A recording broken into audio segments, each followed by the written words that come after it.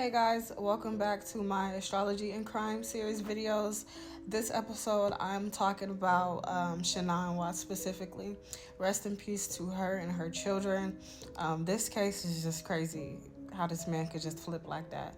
So, anyway, I pulled up Shannon Watts' birth chart. I don't have her specific birth time, but I have her birthday and her birth city. And I just wanted to look at the transits and see what was going on, what was happening, what was being astrologically activated in her chart the day that she unfortunately passed away. So one of the first things that caught my eye was that the moon was in Virgo, which was squaring like her Sagittarius stellium. So seeing that moon squaring her stellium just shows me that she was feeling the tension, especially because she has Venus in Sagittarius. So she was definitely feeling the tension in her love life. In the documentary that I watched on Netflix, it was alleged that she was trying to, fix things with her husband. She was trying to just get to a place to where they were before things got so heated, intense. So she was actively putting in that work. A Virgo moon, Virgo energy, they're going to do whatever it takes to get the job done. And the day of, or the day before she passed away, she was actively, chasing her partner and trying to make sacrifices and just do whatever she felt like she could in her power to mend the relationship. Another thing that caught my eye was seeing Chiron transiting her moon. So Chiron has been in Aries for a while now, but the day that she passed away, Chiron was in retrograde, transiting her moon. Chiron representing the things that hurt us, our wounded healer, and things like that. Like, she was really feeling away emotionally, and the moon also representing the mother and our home. She passed away at home while Chiron was transiting her moon. She was killed at home. And this could have been because of just her expressing how she felt emotionally. Her partner clearly was not trying to hear how she felt, clearly didn't care. And it led to a heated place. And also in the documentary, it is mentioned that they got into a heated argument or whatever, and she went to sleep. And then she was, killed. So Chiron transiting her moon in Aries, she was emotionally stunted in that relationship. And unfortunately, she didn't have the ability to protect her children, right? Because the mother, the moon, is a protector, especially when it comes to her babies. And he methodically killed her first and then killed the kids. So she didn't even have the opportunity to protect her children. Her home, she was attacked in her home as well as her kids. Chiron on her moon, it's clear as day. Another thing that caught my eye was Pluto on her sun. Pluto on her sun, as well as her Mercury. That transit was happening, while she passed, the day she passed or whatever. So Pluto on her sun and her Mercury, she was actively communicating and probably experiencing a lot of communication issues between her and her partner. And the documentary has also mentioned that she was having communication issues just getting through to him, even having communication issues with his mother. There was just a lot of harsh experiences that she was dealing with. And Saturn was also on her sun and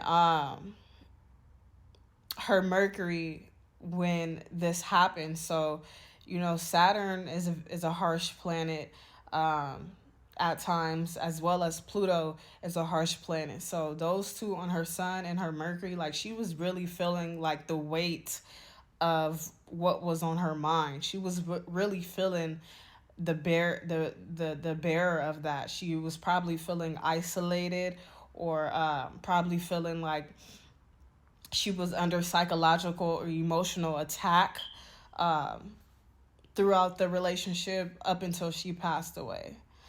Another thing that caught my eye was the sun was in Leo when she passed away, which makes sense because the sun rules over Leo, and the sun likes to be seen and likes to shine. So, with the sun being in Leo when she passed away, makes sense as to why this case got so much um, traction, as well as her children. You know, the sun, Leo, also represents children. The children were also unfortunately killed. And Mercury was in retrograde in Leo as well. So Chris clearly thought it out. If you look into the details of the case, he thought out, he planned, it was premeditated. He planned to get rid of his family so he could start a new life, you know, as this jock that he was getting into becoming, you know, with his mistress. He wanted to just do something totally new and get rid of the old. And he unsuccessfully did it. Okay? Another thing that was going on was Venus was transiting her natal Mars when she passed away.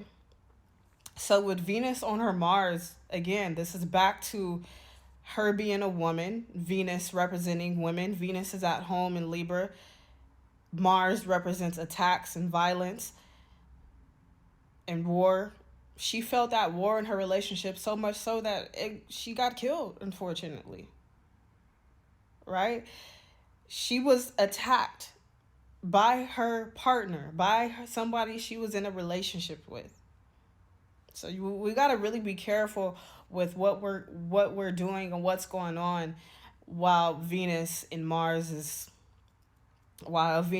situation is happening, because that shit ain't no joke. And trust me, that shit is not. Anyway, so another thing that caught my eye was Jupiter on her Saturn and Pluto the day she passed.